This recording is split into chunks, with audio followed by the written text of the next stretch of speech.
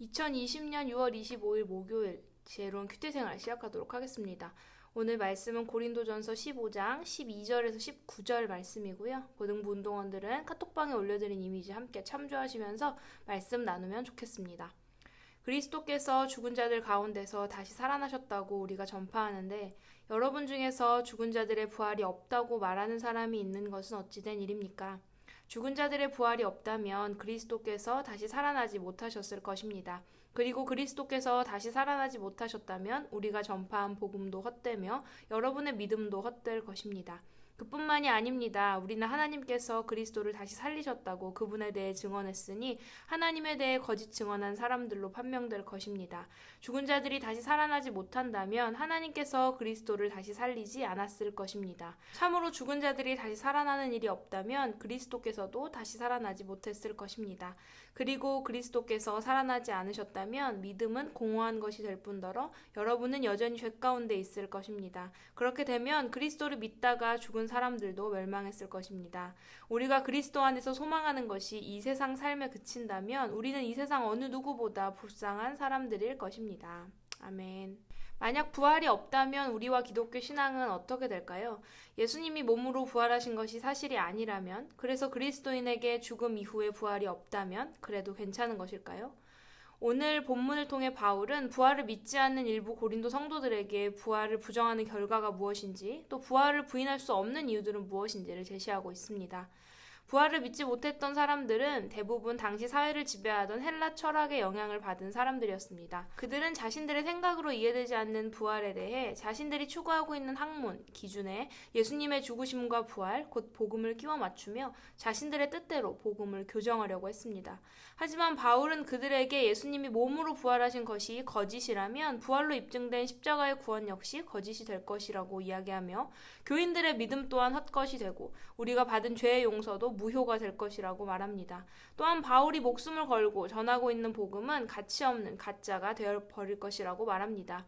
또한 예수님이 부활하신 이유는 예수님을 믿는 자들 역시 몸으로 부활하여 영원한 천국에 들어갈 것을 보여주시기 위함이었는데요. 부활이 없다면 우리가 그토록 바라고 원하는 천국도 무효가 될 것이며 부활이 없다면 우리는 여전히 죄 가운데 있어야 하고 부활의 생명을 소망하며 자신을 희생하고 죽음을 무릅쓰며 십자가의 삶을 짊어진 우리 신앙의 선배들은 별것 아닌 가치에 목숨을 내어놓은 가장 어리석고 불쌍한 사람일 것이라고 이야기합니다. 부활 소망으로 지금을 살아가는 우리 또한 고난을 견디며 신앙을 이겨내야 할 이유가 사라지는 셈입니다. 이처럼 부활을 부정하는 것은 우리 신앙을 형성하는 모든 것이 무너져 내리는 일이고 기독교 신앙의 핵심을 부정하는 것과 같은 일입니다. 그러나 우리 하나님이 생명을 창조하신 분이심을 믿는다면 하나님이 생명을 거두어 가시는 일도 다시 살리시는 일 또한 하실 수 있는 것이 당연하기에 죽은 자의 부활을 믿지 못할 이유가 없습니다. 또한 부활하신 예수님이 오늘도 우리 안에 역사하시며 우리의 삶을 주장하고 계시니 이보다 더 큰 부활의 증거가 어디 있을까요? 지금도 무신론자들은 부활이라는 것 자체가 너무나 허무맹랑하다고 말합니다. 또 어떤 사람들은 예수님의 부활이 실제 일어난 사건이 아닌 일종의 상징이라고도 말합니다. 오늘 말씀을 함께 나누는 여러분에게 부활은 어떤 것인가요? 나에게 부활은 어떤 의미이며 예수님의 죽으심과 부활을 나는 마음 깊이 믿고 있습니까? 또한 혹시 나도 예수님의 부활을 믿지 못했던 일부 고린도교의 성도들처럼 복음을, 부활을, 예수님을 나의 경험과 기준 혹은 내가 배운 세상의 학문에 끼워 맞추며 교정하려고 하고 있지는 않습니까? 복음, 부활, 예수님을 향해 내가 가져야 할 태도는 오직 믿음임을 기억하시기 바랍니다.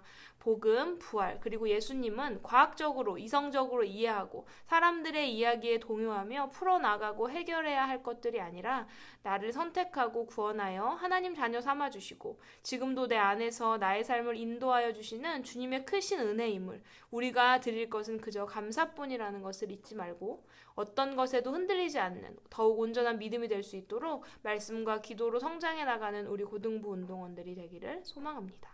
지혜로운 큐티 생활 34번째 시간이었습니다. 오늘의 댓글 당첨자 알려드립니다.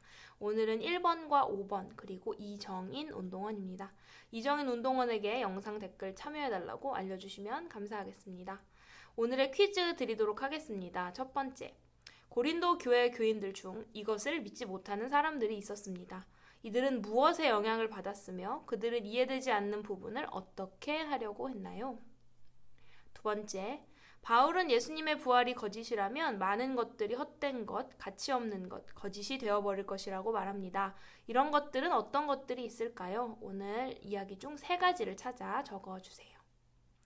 바쁘고 고된 하루하루이지만 하나님의 말씀을 잊지 않고 묵상하고 또 기억함으로 우리를 구원하신 하나님, 인도하시는 하나님을 온전히 따라가는 고등부 운동원들의 하루가 되기를 바랍니다. 내일도 지혜로운 큐티 생활로 만나도록 하겠습니다. 샬롬!